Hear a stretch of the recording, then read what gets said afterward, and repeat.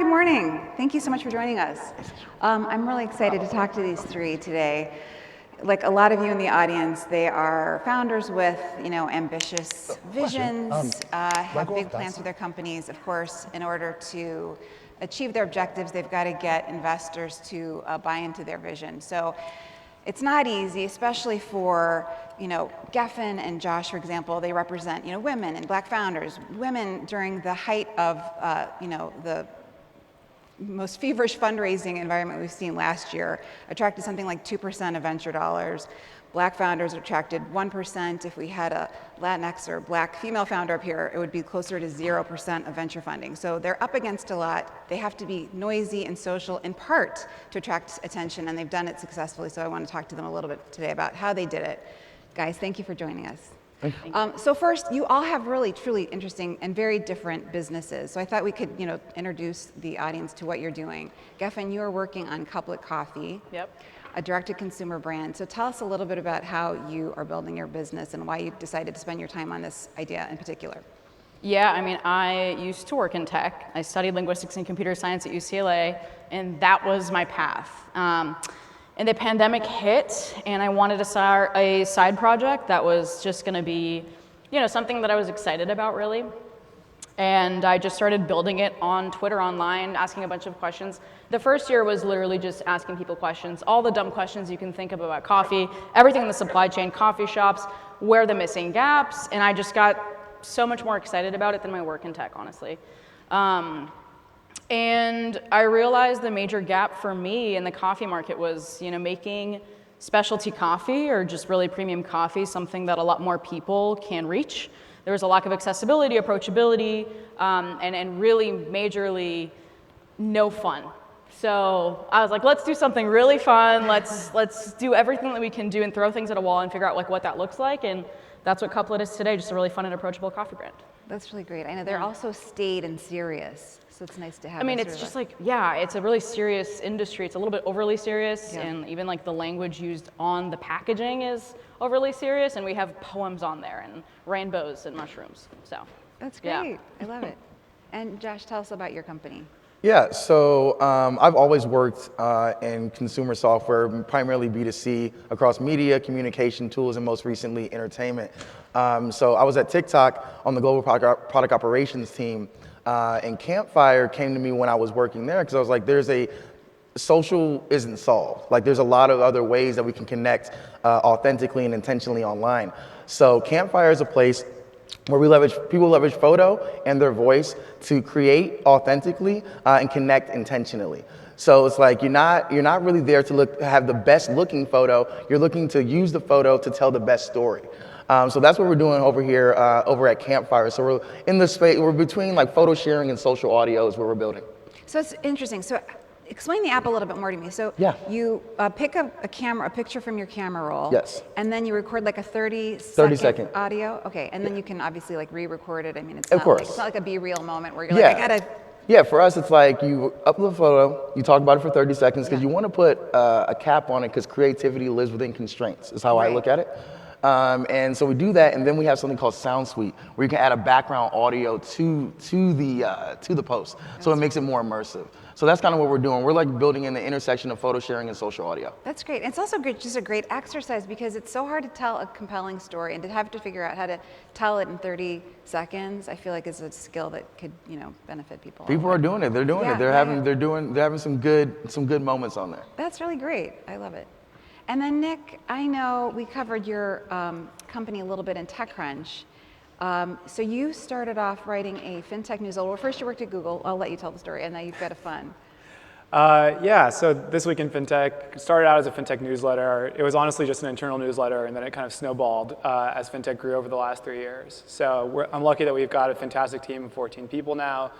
We have newsletters for multiple geographies. We have editors based on 4 continents. We have a couple podcasts and an event series where we've had about 15,000 people come through our Fintech events on 5 continents now. But it still feels like very early days, and TechCrunch has been a big inspiration with all the fintech coverage that your team puts together. So it's a really interesting time to be building in fintech, and we're just trying to consolidate all of that and make it a little bit more digestible for people. Okay, it's a bigger operation than I realized. I did see that you were going to have an event like in Austin and then a couple of days later in Cape Town, and I was like, obviously Nick is not going to be at all these places. But when you say it was an internal newsletter, so you were at Google. Did you start it when you were at Google? Just before. I started it at Pedal, where I was before Google, building a credit card. And we actually had a team that was always kind of posting fintech news in Slack, but people were a little bit scattered and they were always worried about what competitors were building. And so the reason I started the newsletter initially was to say, hey, let's just summarize everything that's going on, like understand what our read should be, what insights we can draw, and then how we think about how the space is changing over time, because it's changing so quickly now. Right. Sent it to a couple friends outside the company, and then it just spiraled a little bit from there. So today we have 35,000 readers. And we're just really lucky that we have a great team putting together all the content that we have. That's terrific. So all three of you have used sort of communities that you've built to help with your fundraising efforts. Yours is a little bit more sort of clear cut, and I want to get to it. But Geffen, tell me a little bit more about your strategy. So you were just talking to Alex backstage, and he said he's seen you drink many cups of coffee across many different social media platforms. Yeah. So tell me how you think about it, I guess how strategic you are in terms of like how often you're posting, where you're posting, why you're posting, where you are posting. Yeah, I wish I had a sophisticated answer for you. If you go on my Twitter right now, it's ramblings, it's dating stuff, it's raising stuff, it's coffee stuff, it's consumer packaged goods stuff. It's really just what's on my mind. Like, I'm honestly not very strategic about it, but obviously here and there I'll talk about like the progress with Couplet, what's going on, and get people enticed, because to be honest with you, like a lot of the times I've gotten a lot of my bigger checks just inbound DMs from people because they're seeing the progress, even if it's not super calculated, like every week I'll tweet something, something happen, I'm excited about it, I'll tweet it, I'll share it, I'll announce something, they'll just see consistent progress. So that leads to a lot of inbound, honestly, from investors, from partners, all sorts of things. And I would say I spend most of my time in, quote unquote strategy just on Twitter, and it looks like I'm not doing much, but there's a lot going on in the DMs. It's incredible. Yeah. I mean, I think I read that Jen Rubio of Away reached out to you that way. So that is actually how I ended up doing Couplet full time, was while I was in college working on Couplet, Jen DM'd me and was like, hey, you should be doing this full time. I was like, Jen, no. Like, I want to have a salary for the first time in my life. I want to get out of my 300 square foot apartment really bad. That's not on a founder's salary would that happen. And she told me, she's like, you should just raise as much as you need to give yourself the salary you need, which by the way, I did not do. But I was like, let's just get through this. Let's put all the money into the business and, rough it for a minute. But yeah, I knew when she told me that it was the right time to just go all in on something, even though I didn't feel like I was ready. And I was just graduating college. I honestly had a plethora of experiences leading to that point that made me confident in being able to build something at whatever scale. And she saw it in me when I was not super confident yet, and then that kind of gave me the boost to do it full time. That's amazing. That's really terrific. Yeah. And then Josh, I've seen some of your TikToks, which are very funny, but tell me a little bit about your strategy. Yeah, so for me, I don't particularly have a strategy. Like, for people in this room probably follow me on TikTok, Silicon Valley, the satirical takes on tech. My strategy, I don't really have like a strategy around raising. It's like I was posting my videos when I was working at TikTok. So I was just like posting my videos. I think my videos have gotten shared quite a bit, so like I got on people's radars. So ahead of, like, once I was on people's radars, I was like, oh, like, cool, I have this idea for photo and voice. Started talking to some folks about it. One of the first people I talked about it was Charles Hudson over at Precursor. So Precursor actually led our pre-seed, and I got on his radar from him seeing my videos originally, and then you're like, okay, cool, like, oh, you're trying to build something, what are you doing? And then like what people tend to learn about me is that they're like, okay, I've seen your videos, like what do you do though? And then it's like, oh yeah, so I've been working in product, across product management, product operations, B2C for years now, and I'm a second time founder. My first company was called Like Me. It was an identity and interest-based social network we built in undergrad on iOS. So this is my second time launching on iOS. So yeah, I don't have a strategy around it. I'm kind of like Geffen, like I ramble on Twitter. I make videos on TikTok. It's not as formulaic as people may think it is, because if you're formulaic, then you're not authentic. If you're not authentic, then how can people connect? Is the way I look at it. And so you were at TikTok, so you probably had insight maybe into what works most effectively there. Is there anything, in terms of like, you said it's kind of haphazard, but just in terms of the content that you think kind of, resonates especially, or? Like just generally, or? Yeah, and just, it feels like it's, yeah, again, just if there's anything for these guys to grab onto, like maybe if I were to. Yeah, the biggest thing with TikTok is like TikTok videos in general. This is just a content thing. You want to start strong, like say something that grips the end, and then the end needs to be something that they remember. The middle can be what the middle is. Obviously, you want the whole thing to be good. Okay. But say something to grab them in originally, and you have to end it strong as well, because people remember the beginning and the end of things. Yeah. They rarely remember the middle. Right. Is the way that I've done it. And yeah, that's kind of how I've looked at the TikTok thing. But yeah, not formulaic over here. Just like I posted videos on Twitter, post them on TikTok. People like it. And now we're here. Yeah, I like the ending on a high note. In terms of TikTok versus Twitter, do you feel like one is more effective in reaching entrepreneurs or VCs than the other? Twitter for sure. Yeah, What do Twitter y'all for sure. think? VCs, they're all there. Yeah. Highly effective. Yeah. Highly effective. Over LinkedIn, honestly. 100%. Yeah, it's Twitter. Yeah. And then Nick, you're obviously reaching them through their inboxes. Are you also pretty active on social media as well? Oh yeah, I spend way too much time on Twitter. I feel like it's the only place I make friends anymore. No, Twitter is a great way to connect with people. So I'll kind of contextualize it this way. Like a lot of people ask me about breaking into fintech or starting something similar for like their community, whether it's like clean tech or wherever their focus is, healthcare, and they say like, how do you get started with doing something like this? And my honest answer is, if you're interested in a space and you're really passionate about it, then connect with other people who are also interested in that space on Twitter, because like the emphasis of Twitter is not broadcasting some kind of like perfect picture of your life, or it doesn't have the same emphasis as other social media. It's really creating a focused conversation and allowing dialogue between people who like otherwise wouldn't have a chance to connect. Right. Like having the founder of Away just reach out to you in your DMs and say, you're really good at this, you should do this. 100%. Yeah. But it really is, for me and for Josh too, I've seen, it's very much about showing your whole self and not just tweeting about your business. I think that makes it interesting. Yeah. You're giving the That's a bigger great point. picture, so. Right. Agreed. Yeah.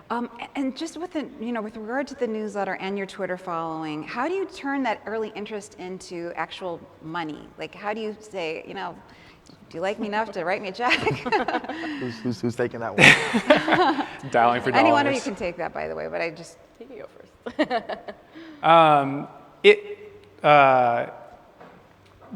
There was kind of a slow and steady build. So the newsletter started, and I kind of found myself between two groups of people. One were people who wanted to invest in early stage fintech, and they would reach out asking me if I knew good companies. The other were founders saying, hey, we're looking for angel investors. So we created a syndicate to let the community reinvest in early stage founders, invested about $2 million over about 40 companies in about a year and a half. And I took a look back at the 1 year and said, okay, what's going well, what's not going well? And there's kind of structural issues with the syndicate that make it not the best founder experience. And so that was kind of the proof of concept for raising the fund. But raising the fund, it depended on having a brand. It depended on like being active on Twitter. It depended on being authentic. And there was candidly a lot of smiling and dialing. Probably had about 200-ish conversations for the first fund, out of which the majority didn't end up converting. And I think, kind of like we were talking about the founder journey, you have to take a lot of rejection, knowing that if you are persistent, that you'll be able to get to your end goal. It's just going to take time, and it's going to take persistence. Right. Another thing I wanted to ask you guys, and this is sort of applicable, across any sort of founder VC relationship, but I think one thing that founders tend to do, it's like you have to you want to be authentic, but you also have to tell the story of how big this company is going to be. Yeah. So you have to minimize, you have to be a little bit less pragmatic, more, visionary. So how do you straddle that line when you're trying to be, your real self, but you also have to kind of paint this picture of something that's venture backable? Is that sort of, I'm sorry. I have some thoughts. Yeah. Because it's definitely really rough to raise money, nothing like, we'll just leave the whole demographics out, just consumer packaged goods. It's tough. Like a lot of people don't think it's venture backable. There are a lot of, things that come out from both sides that are very valid. Like straight up, even when you just talk about financials, multiples, statistics, whatever, everyone can argue either way, but when you really have something, these days, it's not as simple as just plugging it into Facebook ads and not building a real brand. Like you genuinely have to go into big retailers. You have to have the capital to go into big retailers with these crazy payment terms. Like there's a lot to navigate that it's all very new, the way people are building brands now. So having to showcase, one, like I'm making constant progress. Two, there is a real roadmap, even in this extremely crowded world of coffee.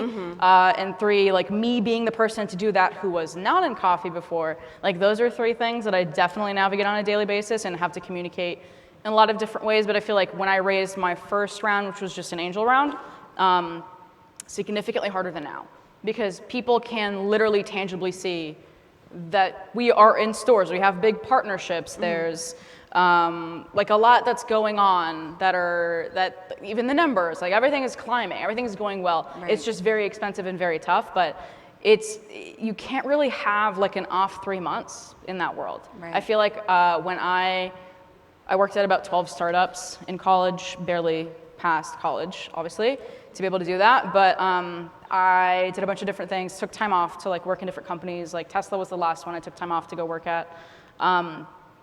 You can have an off 6 months and no one would really know. Like I just felt like that was something that happened a lot in a lot of different companies. A project that I was working on at Hulu 2 years ago came out now, right? Yeah. It's kind of wild to see the differences, and there's the iteration, I feel, and showing that iteration, but also being able to say, okay, cool, progress, and also you're dealing with a lot of these major problems really well, while also trying to be transparent that some days are not good. Right. I even tweeted yesterday, I was like, yo, today was like kind of not a good day in founder life.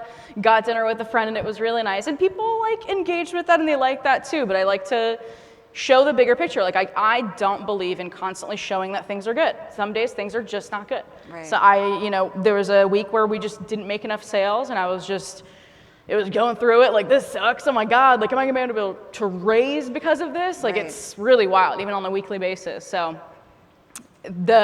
all those ramblings to say like, I still believe that yes, I have to be pragmatic and yes, you have to show consistent progress, but I do think people are looking for nuance, and people have definitely reached out to me and told me like before they were gonna reach out about investing, either like big check angels or VCs.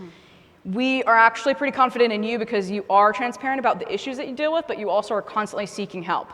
So it's not just about, you did this month and that this month, and you had the Bumble partnership and this partnership and fellow products and all the stuff that we've done. Like, you actually had a major operations issue that you did not have the capital to solve, but you were scrappy enough to solve it because you asked the internet and your friends and you talked about that process. And I've been open about making mistakes. That's and I continue really to make mistakes. So I don't think it's just about showing the progress. I genuinely feel like a lot of the people that I've talked to who have reached out to me about investing were saying exactly that. And that does include some strategy, but to be honest with you, it's just kind of off the cuff for me. Like, oh my God, I'm going through something.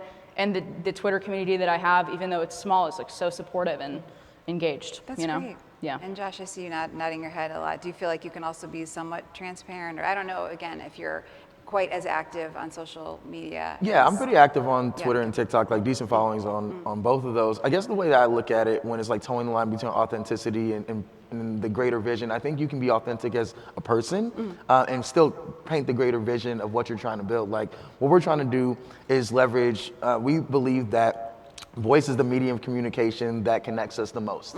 And then how do we build that for the world? Like how do we connect everyone globally via voice and visual? Like how do we do that? And it's pretty easy to paint that greater picture because we've seen consumer socials, photo sharing, social audios that like grow and grow and connect millions of people around the world. What we're looking to do is like, how do we let people tell the story behind the moments in their life?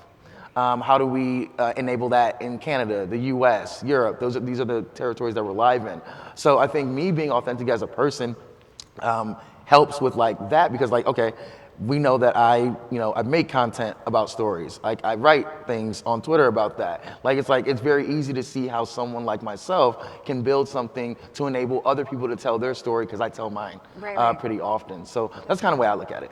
I also just wondered, so you, like many founders in this audience probably, have had a pivot. So your app started as more of like a dating app. It was called Heart to Heart. Now it's called Campfire. Yes. So in terms of, how transparent were you during that process, or was it like, ta-da, we've got a new? I was pretty straightforward with our investors. So I do a monthly investor update to everyone on our cap table.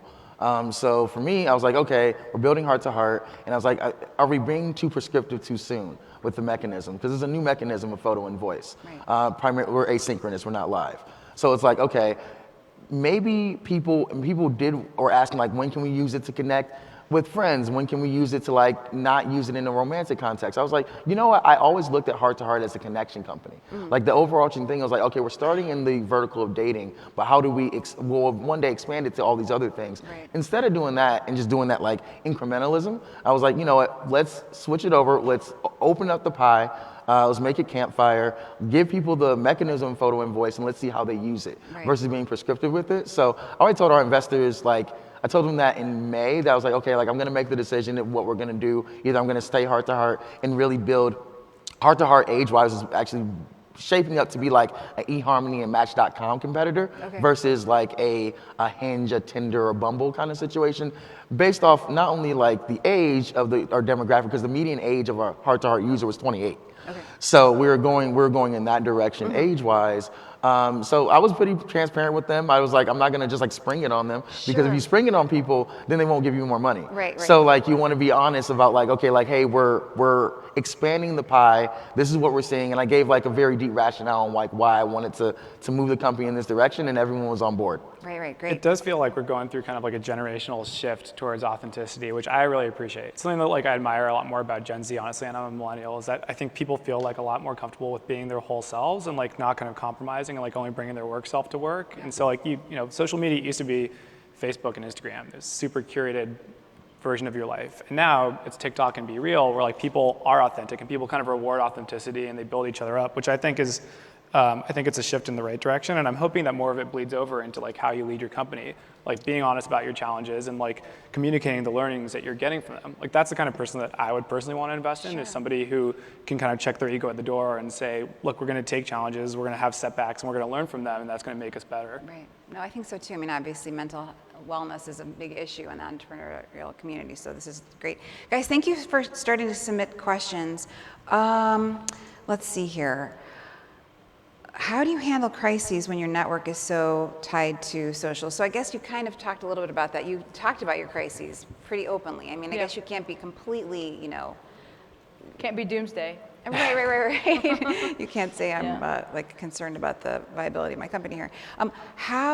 Let's see, when do you separate personal private versus personal public brand on social? That's a good question, because I mean, you want to sort of extend yourself, but you also want to have, some privacy. So how do you, what are the lines that you guys draw around what you're going to be Mine is pretty short and sweet. I tweet my thoughts, but I don't tweet my life. Yeah. On TikTok, I'm making videos from the satirical lens of like the industry, so that's not really a personal thing. That's more of a creative thing. But yeah, I always give my thoughts about things, but I rarely tell people about my actual life. Like I personally get no value out of that, and I think there's certain things for me personally that I just want to keep to myself. Yeah. So yeah, I just tweet my thoughts, but not my life. And do you wade into like topical issues, or is that dangerous? Is it sort of like disconnected? Give me an from what's example, happening? like Kanye? Yeah, like Kanye. Yeah. I weigh in. I choose which ones I'll weigh in on, like things like that. Like I'm like, I straddle the line between consumer tech and entertainment, so I can talk about entertainment. Yeah. But I don't like, if there's like super hot button issues, I'm like, I don't really need to weigh in on that publicly. I'll maybe talk about it in private channels, but like, I don't personally feel the need to weigh in every single thing. Right. I did say something about Kanye, but there's that. It's hard to refrain. What do you think, Nick? How much do you share sort of with, including with your newsletter?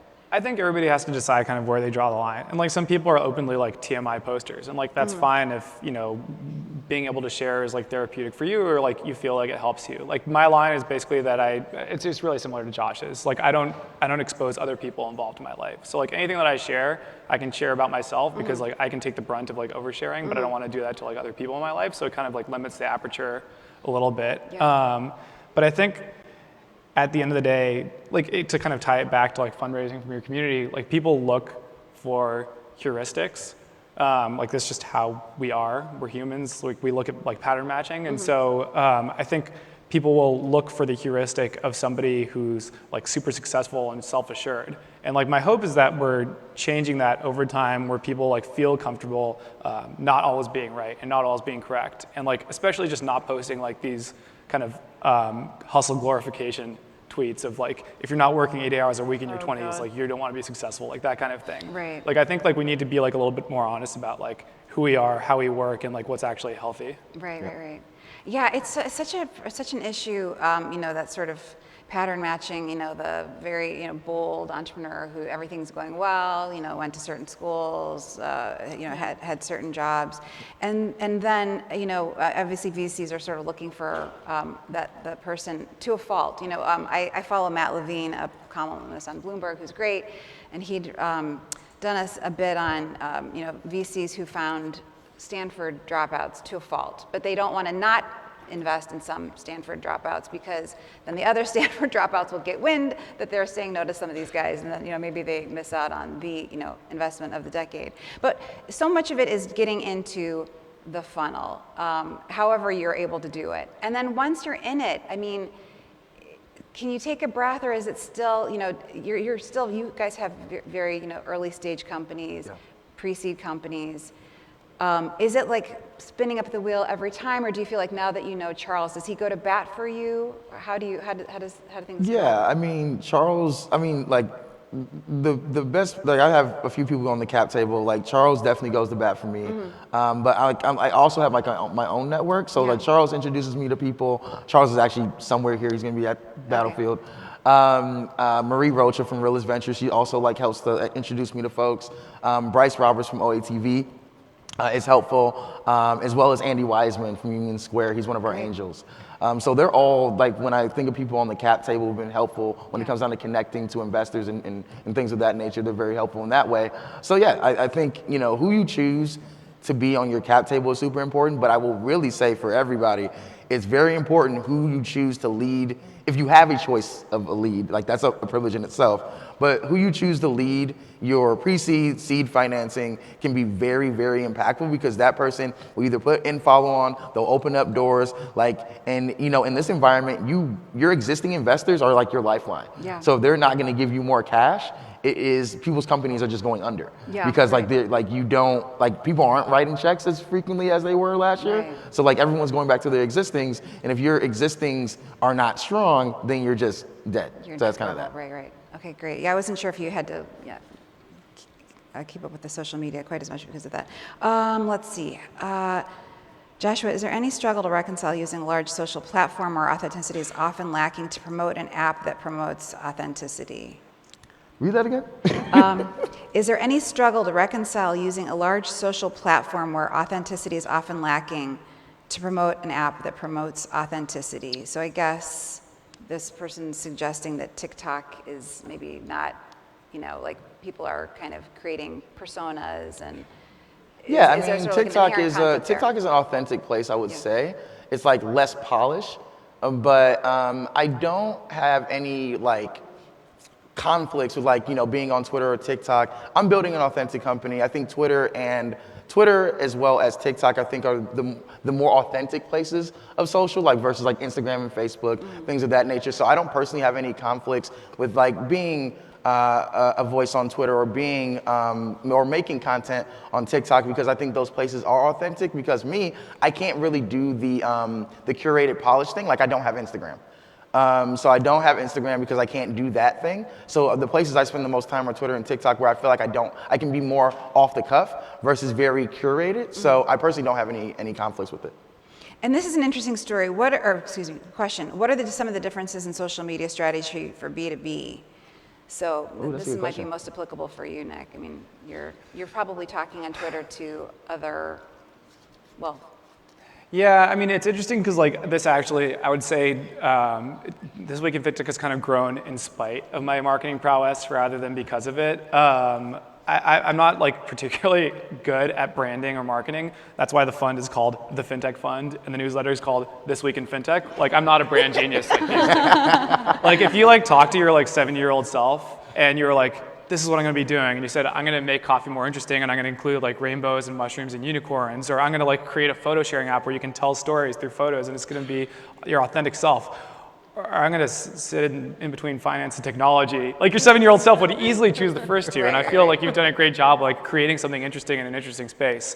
So like to get back to your question about B2B marketing, like my answer is if you're a nerd for something, just like go and engage as much as you can. And to the extent that like you are actually like contributing like something different and meaningful and valuable and insightful and like interesting, like other people will glom onto it and then they'll like participate in that conversation. Whether it's like, you know, saying something interesting in like a B2B space about like a different app or like revealing like product insights. Like just make sure that what you're doing is like uniquely different, whether it's like advertising or marketing or just your own content. And what about sort of moving the conversation offline? So your business, as you were saying, D2C has gotten really tough. 10 years ago, you could build a brand pretty easily, buy some Facebook ads, Instagram, and suddenly everybody knows it and they're interested. It's gotten a lot harder, so you're having to get retail space, maybe do pop-up stores. I mean, I'm just wondering. I do a lot of pop-ups, yeah. Do you? Okay. We're this Friday, we're doing a pop-up, yeah. Right. So where's it going to be? Off of Melrose and Fairfax in LA. Let's go. Yeah, yeah. Yeah, I mean, honestly, for me, I've been doing the building community thing for a while already. When I was still like a little bit more deep in the tech world, I started a community called Bunch of Founders, and it immediately got like 2,000 people in there. It was a Slack group that was pretty curated for underrepresented founders to meet VCs, to meet other founders, have different topics and conversations. And now I honestly host events at my house that are literally brands and creators, or like it's just kind of a different theme every time, and everybody's like found some sort of value in that because everything has been shifting towards, you know, IRL now, and that includes Couplet.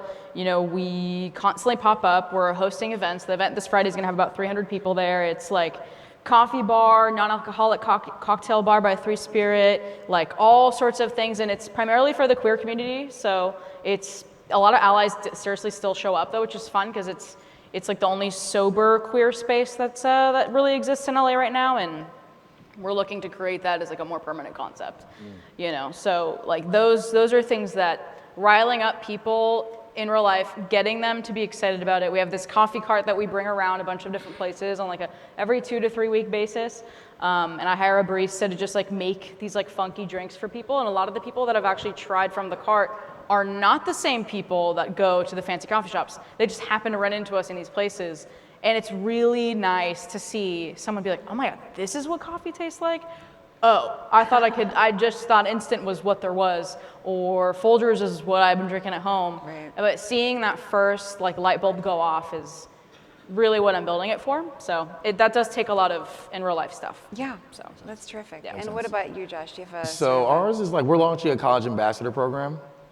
So we're going to be we're not doing like digital stuff. So we're starting at the University of Miami, as well as Eastern Michigan. Okay. So we're primarily working with college athletes to promote Campfire around the campuses that they're at. So looking forward to that. We're launching that in the next couple weeks. Okay. And we're going to start at Miami, start at Eastern, and then we're going to, you know, as we penetrate the student body, the undergrad and graduate student body at these campuses, then we'll just take it all over the U.S. because we feel like photo and voice is not only a method of creation for like folks, like the median age of a Campfire user is 26, right? Consumer social usually has to age up. Yeah. So we want to see, do we resonate with the Gen Z audience? Does photo and voice resonate with them? I feel like it will. So we want to try that out. But yeah, our offline thing is mainly the college ambassador program. Great. Sounds like a great strategy. One of you mentioned Slack channels. I'm just wondering, is anybody here using that as a mechanism for communicating with your customers or getting feedback? No, I don't. We have Slack, like company-wise, right, but I do but not communicate via that. And you, Nick, you're not doing that either? No, we have we maintain a Slack group with about 5,000 people in it. Although, you know, I think that there's a lot more that we could be doing there. I I think Slack can be really useful if you're able to use it to like direct the right resources to the right people and do stuff like facilitating like introductions and connections. Yeah. Like there are things that I want to do, like host a job fair within Slack or do a cross-company hack week in Slack. But it requires a lot of maintenance to actually like make it actionable to people. I think what happened is COVID started in the US, everybody went to work from home, everybody joined a million online communities and like all these Slack groups blossomed, but a lot of them were just kind of like undirected. And so we don't want to be just another Slack group. I mean, what you're saying about creating a physical in-person space for the queer community in LA to actually meet up and not have it be centered around drinking is like something that like really creates value for people. Like people like probably draw a lot out of that. And so I never want to work on anything that's just another one of like something that exists like everywhere else. And I am like a big believer personally in karma, like in a personal and a professional sense. And I think if you're actually doing something that creates like real value for people, where somebody comes up and says thank you at the end, like eventually like you'll benefit from that too. Just like you have to like keep doing things that are like, it's not about me and promoting my brand. It's about like what we can do as a community together and what I can do for you. That makes sense. Yeah, that literally people coming up to me after the events, this will be our fourth one, and telling me that they met like some of their best friends at like the first one and they're coming again to this one. That's crazy. Even if it happens once, I'm like, this is worth it. I'll do it again. And we never make money on the events either. So I'm like, it's worth it though. That's really terrific. Yeah.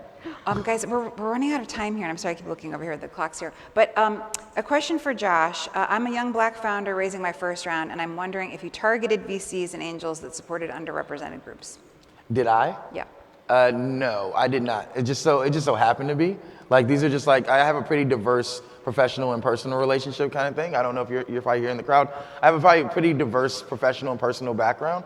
It's something that was in the back of my head, but I didn't target them specifically to raise from. It just so happened that, you know, Charles and I aligned. So happened that Marie and I aligned.